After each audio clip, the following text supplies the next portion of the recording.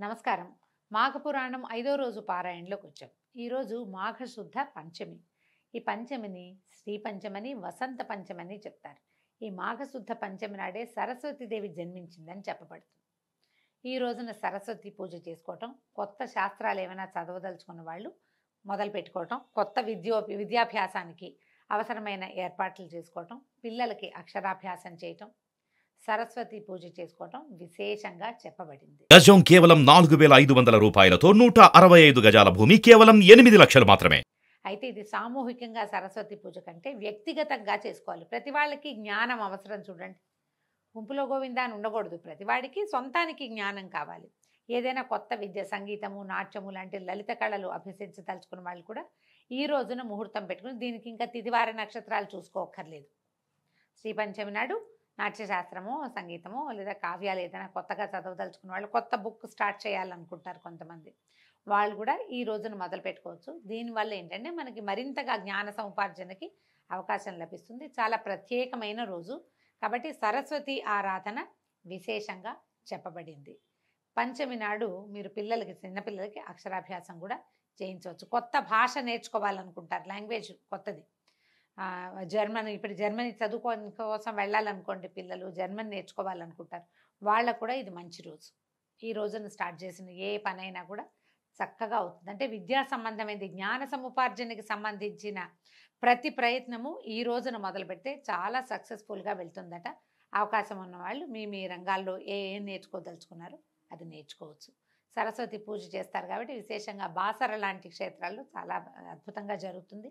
మనకి హైదరాబాద్ సమీపంలో వర్గల్ దేవస్థానం ఉంది, అక్కడ కూడా సరస్వతి పూజ చేస్తారు.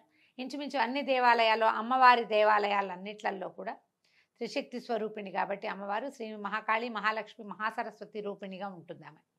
కాబట్టి మహాసరస్వతి స్వరూపాన్ని ఈ రోజున పూజించటం, ప్రార్థించటం, దర్శనం చేసుకోవటం చాలా మంచివి. పురాణంలోకి వద్దాం. కౌత్సుడనే బ్రాహ్మణ కుమారుడి గురించి చెప్తున్నాం. మన ముందు కథలో దిలీప మహారాజుకి వశిష్ఠ మహర్షి ఇలా తెలియజేస్తున్నారు. కౌత్సుడనే కుర్రవాడు తపస్సు చేశాడు కావేరీ నదీ తీరంలో. తర్వాత అతనికి విష్ణుమూర్తి ప్రత్యక్షమైతే, నేను ఏ స్వరూపాన్ని చూశానో ఆ స్వరూపమే ప్రజలందరూ దర్శనం చేసుకునేలాగా ఇక్కడే నువ్వు వెలిసి ఉండమని భగవంతుణ్ణి ప్రార్థించి అతను తన సొంత గ్రామానికి బయలుదేరి వచ్చాడు. అయితే ఇతన్ని మృగశృంగుడు అని కూడా పిలిచేవాళ్ళట. ఇతను కావేరీ నదీ తీరంలో ఘోరమైన తపస్సు చేశాడు చాలా రోజులని చెప్పాం కదా. ఇతను తపస్సు చేసుకునేటప్పుడు ఈ అడవిలో ఉన్నటువంటి మృగాలు కొమ్ములు దురదొస్తాయండి వాటికి. అవి ఏదైనా చెట్టు కొమ్మకేసి రుద్దుకుంటాయి. ఈ నిశ్చలంగా కూర్చుని తపస్సు చేసుకుంటున్న ఇతన్ని ఏదో ఒక శిలాస్వరూపంగా భావించి మృగాలు ఈ లేళ్ళు అవన్నీ తమ కొమ్ముల్ని అతనికేసి రుద్దేవిట, ఆ దురద తీర్చుకోవటం కోసం. అందుకని ఈయన మృగాలు తమ శృంగములతోటి అతన్ని రాపాడించినాయి కాబట్టి మృగశృంగుడు అని కూడా పిలిచేవాళ్ళు. శృంగం అంటే కొమ్ము అనమాట. అయితే ఏమైంది, ఈ బ్రాహ్మణ బాలుడైనటువంటి కౌత్సుడు అనేటువంటి మృగశృంగుడికి యుక్త వయసు వచ్చింది. అప్పటికే అతను పెద్దవాడు అయ్యాడు, 30 సంవత్సరాలు దగ్గర వచ్చేసినాయి. 30 ఏమేమోలేండి, 15 ఏళ్లకో వెళ్ళి ఉంటాడు, 25 ఏళ్ళకి తిరిగి వచ్చాడు. తల్లిదండ్రులు కుమారుడికి వివాహం చేయడానికి నిశ్చయించి తగిన వధువు కోసం అన్వేషించడం మొదలుపెట్టారు. వాళ్ళ అమ్మా నాన్న సంబంధాలు వెతుకుతారు. ఇప్పుడు కూడా మనం అమ్మాయి ఎలాంటి అమ్మాయి కావాలో పిల్లల్ని అడుగుతాం. ఏమిటి, జాబ్ చేసే అమ్మాయి కావాలా, ఇంట్లో ఉండే అమ్మాయి కావాలా, ఏవో కొన్ని 3 ప్రశ్నలు ఉంటాయి కదా, దాని గురించి చెప్తున్నారనమాట. విషయం తెలుసుకున్నటువంటి కౌత్సుడు తన తల్లిదండ్రులను ఉద్దేశించి ఇట్లా అన్నాడు. తల్లిదండ్రులారా, నాకు వివాహం చేయాలనే మీ తపన నన్ను ఎంతో ముగ్ధుని చేసింది. కానీ వివాహం చేసుకునే ముందు వధువు యొక్క గుణగణాలని పరిశీలించాలి కదా. వధువు యొక్క గుణగణాలు, మంచి చెడ్డల పట్ల నాకు కొన్ని నిశ్చయమైన అభిప్రాయాలు ఉన్నాయి, వాటిని వివరిస్తాను వినండి అని చెప్పడం మొదలుపెట్టాడు. ఇప్పుడు మనం మాఘమాసం మహాత్మ్యం కదా తెలుసుకుంటున్నాము. మధ్యలో ఈ రామాయణంలో పిడకల వేట ఎందుకండి అంటే, పురాణాలు అందుకే వినాలి మనం. పురాణాల్లో బోల్డని పిడకల వేటలు ఉంటాయి, వేరే కొత్త సంగతులు చెప్తారు. చూడండి, ఒక అతను తపస్సు చేశాడు. మొదటిది ఏం చెప్పారు, స్నానం చేయగానే అతనికి పులిముఖం పోయింది. అంటే స్నానం చేస్తే పులిముఖం పోతుంది. రెండో వాడు తపస్సు చేశాడు.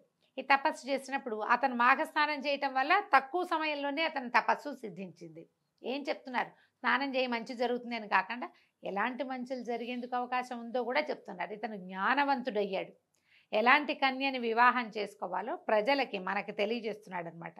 వధువు గుణవతి, శీలవతి అయి ఉండాలి, పెద్దలని గౌరవించాలి, ఆరోగ్య సూత్రాలని పాటించాలి. అంటే పొద్దున్నే లేవాలి, రాత్రి పెందరాళే పడుకోవాలి, కాల భోజనము, కాల నిద్ర చేయాలి. ఆరోగ్య సూత్రం పాటించడం అంటే ఇంకా అదే ఆరోగ్య సూత్రం.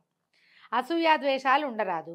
మర్యాద మన్ననలతోటి మెలగాలి. అందరినీ సమభావంతో చూడాలి. పక్షపాతం పనికిరాదు. అత్తమామల్ని ఆదరించాలి. వినయ విధేయతలతోటి మెలగాలి. భర్తను తూలనాడరాదు. భర్తకు అనుకూలంగా మెలగాలి. మంచితనము నెమ్మదితనంతో ఉండాలి. ఇవన్నీ ఇప్పుడు కూడా కావాలండి మనకి. అమ్మాయిలు ఏమంటారు, నాకే కావాలా, నేనే ఉండాలా, ఇలాగా నువ్వు ఉండవా అంటారు. అబ్బాయిలు కూడా దీనికి తగినట్టు ఉండాలి. ఇప్పుడు ఆయన చాలా బుద్ధిమంతుడని చెప్పుకున్నాను చూడండి. ముందు పురాణంలో చెప్పా, ముందు రోజు పారాయణలో. చాలా బుద్ధిమంతుడైన వాడు చాలా బుద్ధిమంతులైన వాళ్ళని కోరుకోవచ్చు, సహజమే. మరి ఇంకా ఏం చెప్తున్నాడు, కార్యేషు దాసి కరణేషు మంత్రి భోజేషు మాత సేనేషు రంభ క్షమయాధరిత్రి, ఇంకో పదం కూడా ఉందండి. ఇప్పుడు కూడా ఈ పదాలు వింటుంటాం. అలా నేనే ఎందుకు ఉండాలి, వాళ్ళు ఎందుకు ఉండకూడదు లాంటి రెటమతం కాకుండా అసలు వాళ్ళు ఏం చెప్తున్నారో వింటే మనకు తెలుస్తుంది అనమాట. ఇవన్నీ పెద్దల నుంచి నేను విన్నట్టుగా ఇంటి పనులలో దాసివలెను, భర్తకు సలహాలు ఇవ్వడంలో మంత్రిగాను, భర్తను సుఖింపజేయటంలో శృంగార దేవతగాను, భూదేవి అంతటి ఓర్పుతో ఉండవలెను. కోరుకుంటున్నాడు పాపం. ధర్మార్థ కామ మోక్షములనడి చతుర్విధ పురుషార్థాలను తెలుసుకుని వాటికి అనుగుణంగా మెలుగుతూ మోక్షాన్ని పొందు మార్గాన్ని అన్వేషించున్నదిగా ఉండవలెను.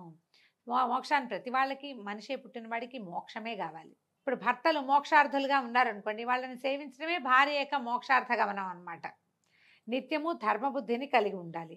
దైవభక్తి పరురాలై ఉండవలను. ముఖ్యంగా వధువు పుట్టినింటికి మెట్టినింటికి పేరు తెచ్చేదిగా ఉండాలి.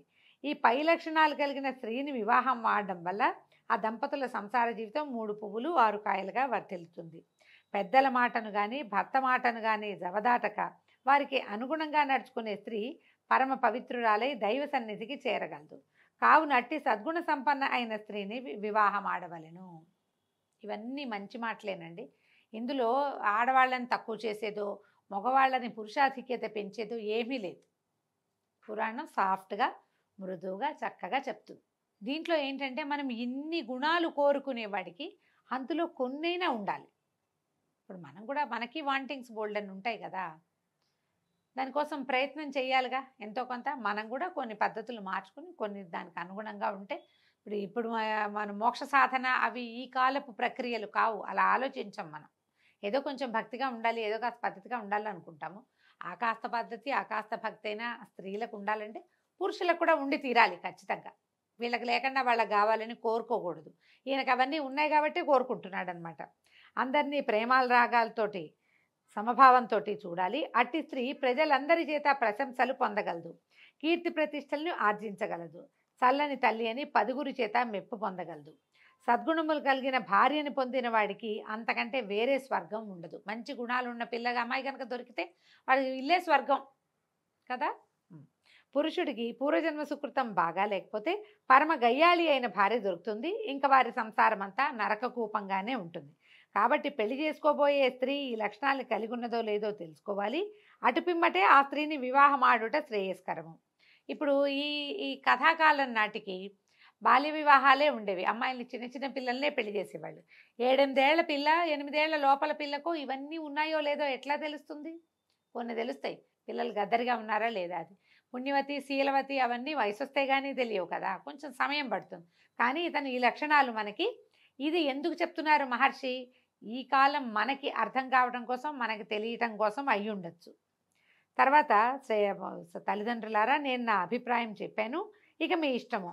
పెద్దల మాటలను, జన్మనిచ్చిన తల్లిదండ్రుల మాటలను జవదాటేవాడిని కాను అని విప్రబాలుడు తన అభిప్రాయాన్ని వెలిబుచ్చాడు.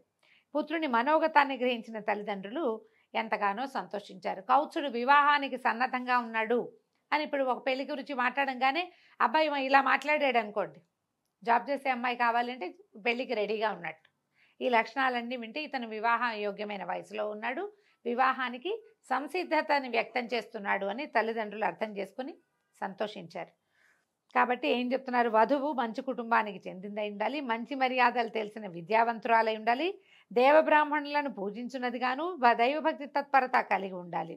ఇవన్నీ విన్నాక వాళ్ళు చాలా సంతోషించి, నాయన నీ అభీష్టం నెరవేర్చుకోవడానికి ఆ భగవంతుని కూడా వేడుకుందాము, నువ్వు కూడా దైవ ప్రార్థన చేసుకో, మంచి భార్య రావాలని.